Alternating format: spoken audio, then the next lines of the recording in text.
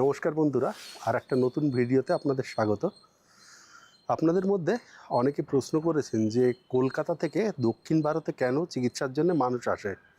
কেউ প্রশ্ন করেছেন, আবার কেউ কেউ অভিযোগ মতো করেছেন যে দক্ষিণ ভারতে কেন যেতে হবে চিকিৎসার জন্য, কলকাতায় কি হাসপাতাল নেই, তাহলে কেন চেন্নাই, ব্যাঙ্গালোর বা ভেলোরে যেতে হবে, এরকম একটা অভিযোগও অনেকে করেছেন।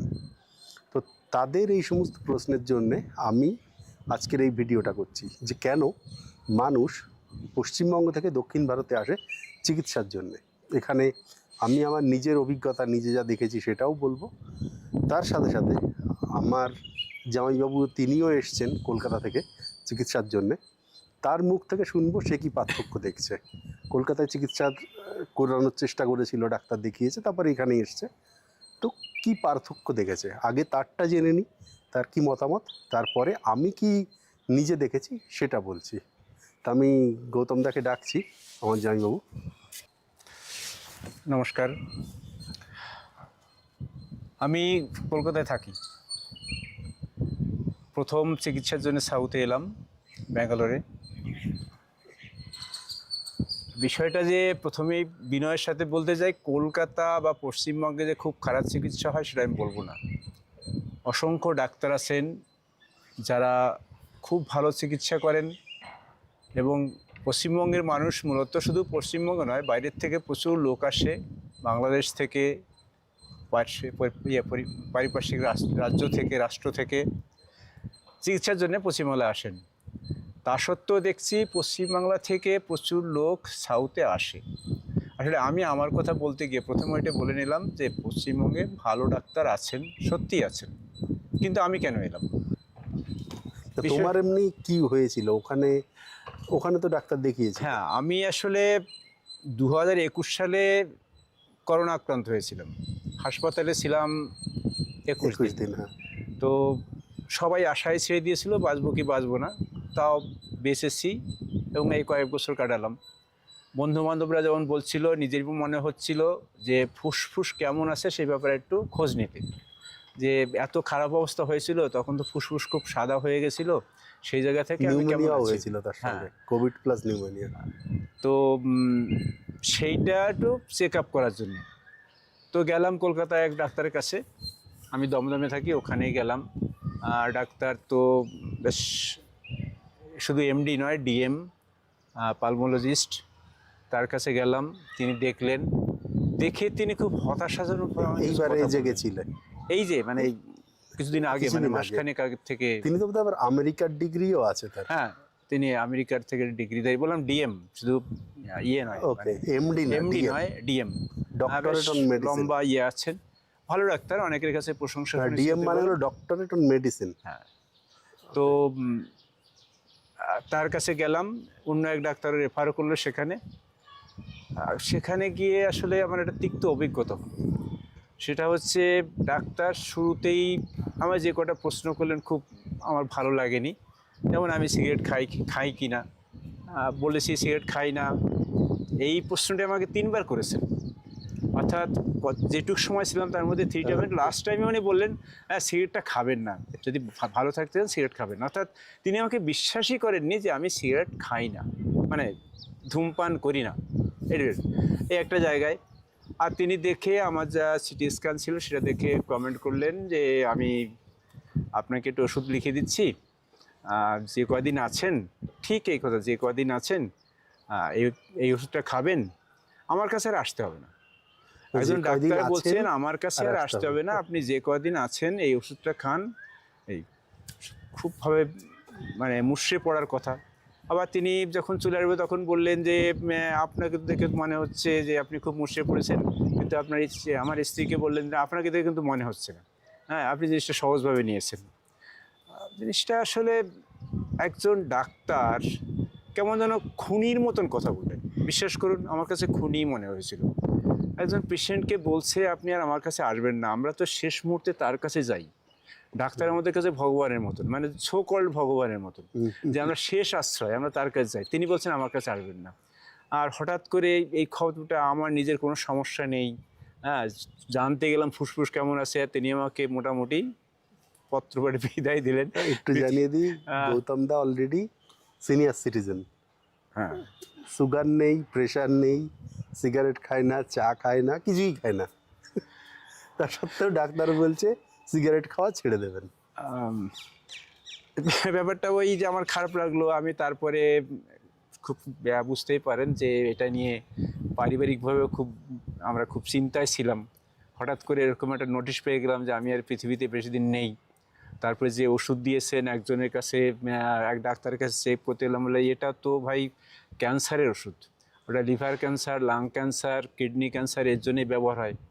সুতরাং ক্যান্সারের ওষুধ দিয়েছেন, বলছেন লাং ফাইব্রোসিস, বাট ওই যে ওষুধটা হচ্ছে ক্যান্সারের, সুতরাং আরও বেশি ঘাবড়ে গেলাম। তারপরে ওনার অন্যকে বলে আরেকজন ডাক্তারের কথা শুনতে আমি ওখানে লোকাল একটা আমরা ভাবলাম যে মণিপালে আসবো, হায়দ্রাবাদ ব্যাঙ্গালোরে আসবো, ব্যাঙ্গালোর। এরকম একটা সিদ্ধান্ত নিলাম।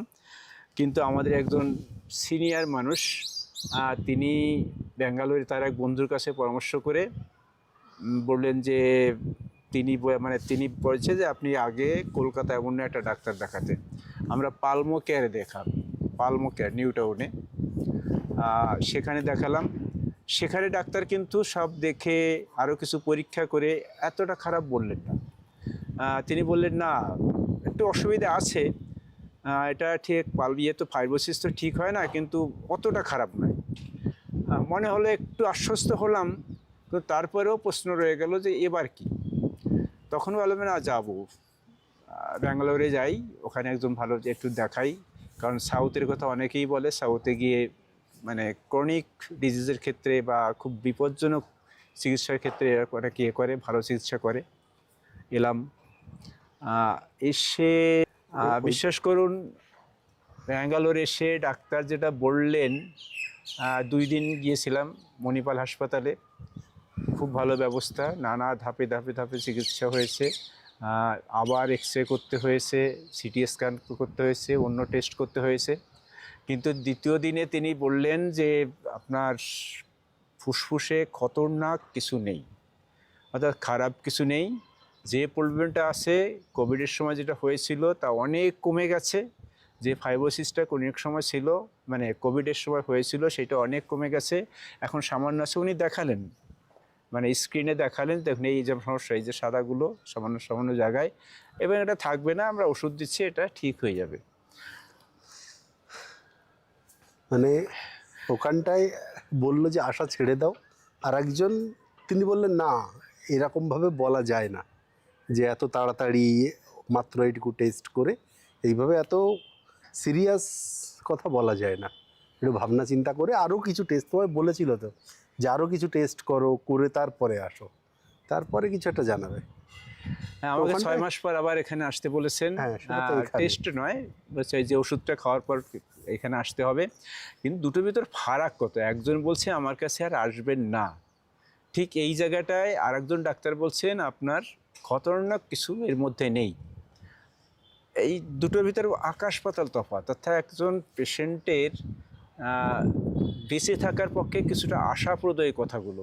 হয়তো আমি এই রোগটা আমার আরও বাড়বে ইত্যাদি ইত্যাদি অনেক কিছু হতে পারে, কিন্তু ডাক্তারের ভীষণটা আলাদা। আর আমার মনে হয় এই জন্যেই দক্ষিণে লোকে আসে, আর একটু ভালোর জন্যে।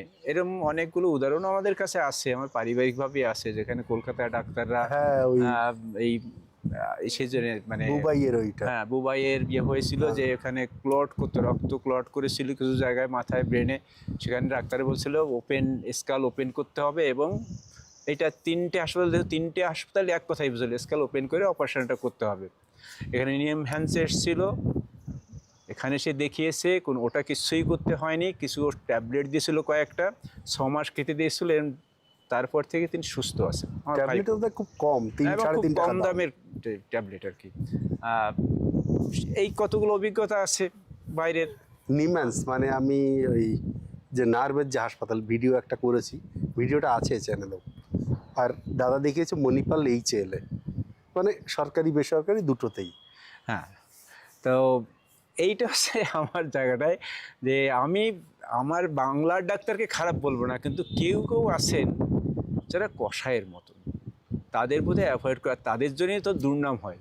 তারা মানে বেসিকটা বোধহয় জানে না, মানে একজনের সাথে ম্যানেজমেন্টের প্রাথমিক যে পার্ট, অর্থাৎ how to behave with a people, doctor কি করে আমার মনে হয় পেশেন্টকে উনি জানেন বলবে। না। হচ্ছে উনি খুব বড় ডাক্তার, বিরাট ডিগ্রিধারী, আর এটাই আমাদের দুর্নামের অন্যতম কারণ। তো এবার যদি কারো ওখানটা এরকম কিছু হয় সিরিয়াস কিছু, তাহলে কি বলবে যে এখানে চলে আমার আসবে? সাজেশন যে আপনি কলকাতায় দেখাবেন, একাধিক জায়গায় দেখান, তারপরে যদি মনে হয় যে এটা একটা বড় কোশ্চেন আপনার জীবনের ক্ষেত্রে, যে এটা না হলেই নয় এবং আপনি বাঁচতে পারেন, মরতেও পারেন, তাহলে থার্ড ওপিনিয়নটা সাউথে নিন। সাউথে কোথায় নেবেন আপনি আলোচনা করবেন, প্রচুর লোক আছে যারা এই পরামর্শ দেওয়ার ব্যাপারে, সে ব্যাঙ্গালোর হতে পারে, চেন্নাই হতে পারে, ভেলোর। ভেলোর হতে পারে, যেখানে নেবেন, কিন্তু একবার ওপিনিয়ন নিয়ে তারপরে আপনি যেখানে করেন সেই বড় ধরনের লাইফ রিস্ক যেগুলোতে আসে, সেই লাইফ রিস্ক প্রবলেমে, অসুখের জন্যে এই সাজেশন নেওয়ার আমার বিরোধ। যেমন মানে আমি নিলাম, আমি আসলে উপকৃত হয়েছি, আপনি বুঝতেই পারছেন। সেই জায়গাটা দাঁড়িয়ে আমিও আপনাকে সাজেস্ট করব যে বাংলাকে ডিনাই করবেন না, কিন্তু বাংলাতে পরামর্শ নিন। দেখুন, আমি দ্বিতীয় যাকে দেখিয়েছিলাম তিনি কিন্তু খানিকটা এই ব্যাঙ্গালোরের মতোই বলেছিলেন। তিনি কিন্তু এত সিরিয়াস বলেননি, তিনিও বলেছিলেন যে 6 মাস পরে আপনি আবার আসবেন। যাই হোক, তাহলে মোটামুটিভাবে যদি খুব সিরিয়াস হয় তাহলে একবার দক্ষিণে এসে দেখিয়ে নেওয়া ভালো। দক্ষিণ বলতে আপনি তামিলনাড়ু যেতে পারেন, ভেলোর যেতে পারেন, বা ব্যাঙ্গালোর। ভেলোর মানে মানে তিনটের যে কোনো জায়গায় আপনার যেখানে পছন্দ, তো সেটা আপনি যেতে পারেন। আর দাদা যেমন মণিপালে দেখিয়েছে, এর আগে আরেকজনের যে কথার বললো, সে নিম্যান্স সরকারি জায়গায় দেখিয়েছে, তো সেটা নিয়েও একটা ভিডিও করব, সরকারি বেসরকারির পার্থক্য ব্যাঙ্গালোরে।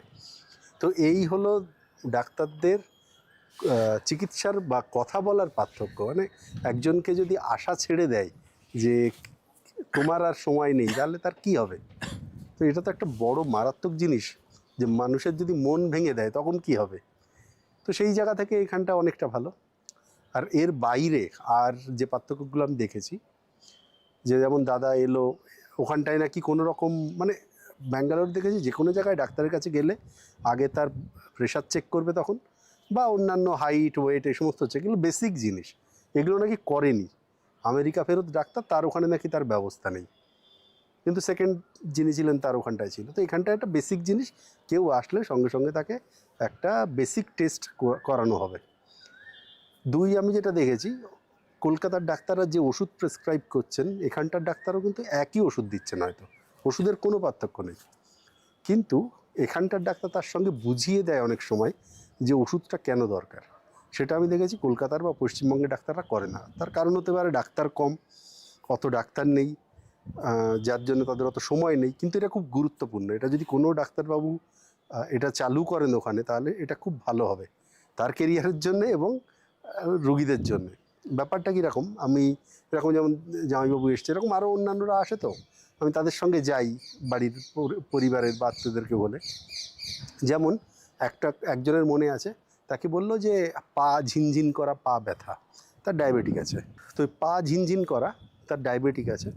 ডাক্তার ভিটামিন দিলেন, ভিটামিন বি আমার মনে আছে, দিয়ে বললেন যে দেখো, জিজ্ঞাসা করেছিলাম কেন ভিটামিনের জন্যে, ভিটামিনের সঙ্গে নার্ভের কী সমস্যা। তিনি ব্যাপারটা পুরোটা বোঝালেন। প্রথমে একটা নিউরনের ছবি আঁকলেন সময় নিয়ে, ছবি এঁকে তারপরে কোটিং যেটা থাকে সেটা আঁকলেন, এঁকে বললেন এই যে কোটিংটা, এটা যদি পাতলা হয়ে যায় তাহলে নিউরনের ভেতর দিয়ে যে ইলেকট্রিক সিগন্যাল যায় সেইটা যেতে সমস্যা হয়, যে কারণে মানুষের এরকম ঝিনঝিন ভাব আসে। তাহলে এখন প্রশ্ন হলো, এই পাতলা হলো কী করে কভারটা? বললেন এই কোটিংয়ে থাকে হলো ভিটামিন বি।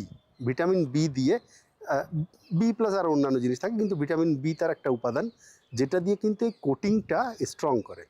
আর যখন কোনো একজন ডায়াবেটিক রুগী থাকে, তার শরীরে কিন্তু ভিটামিন, মিনারেল এগুলোর সাধারণের থেকে শরীরে নেওয়ার ক্ষমতা কমে যায়, সেই জন্য তাকে সাপ্লিমেন্ট দিতে হয়। যদি সাপ্লিমেন্ট না দেওয়া হয় তাহলে ধীরে ধীরে এরকমভাবে কোটিংটা পাতলা হয়ে যায়, সেখান থেকে নার্ভের সমস্যা ধীরে ধীরে তৈরি হয়। এটা একটা কথা মনে পড়লো। এরপরে যেমন আরও দেখেছি যে যখনই কোনো ডায়াবেটিকের ডাক্তার বা এগুলো হয়, তখন তারা বলে যে তুমি চলে যাও চোখের ডাক্তার দেখাতে, বা অন্য কিছু হেলথ চেক আপে, হার্টের চেক আপে, যেগুলোর কোনো সম্পর্কই নেই যে ডায়াবেটিকের সঙ্গে। তারা হয়তো জিজ্ঞাসা করলাম যে কেন যেতে হবে, বললো এর থেকে আস্তে আস্তে অনেকের চোখের কর্নিয়াতে প্রবলেম হয়, অন্ধ হয়ে যায়, তার কোনো সম্ভাবনা আছে কি না, হার্ট দুর্বল হয়, হার্টে কোনো সমস্যা হচ্ছে কি না, এই সমস্ত ব্যাপারগুলো কিন্তু এর সঙ্গে রিলেটেড, যে কারণে শুধু ডায়াবেটিক করলে হবে না, সবগুলো দেখতে হবে। তো এই যে ব্যাপারটা যে বলে দেওয়া ডাক্তার সময় নিয়ে, প্লাস কিভাবে খেতে হবে, শুধু ওষুধ খেলে হবে কি হবে না, তো এরকমভাবে পুরোপুরিভাবে যে বলে দেওয়া, এইগুলো কিন্তু আমাদের ওখানে হয় না।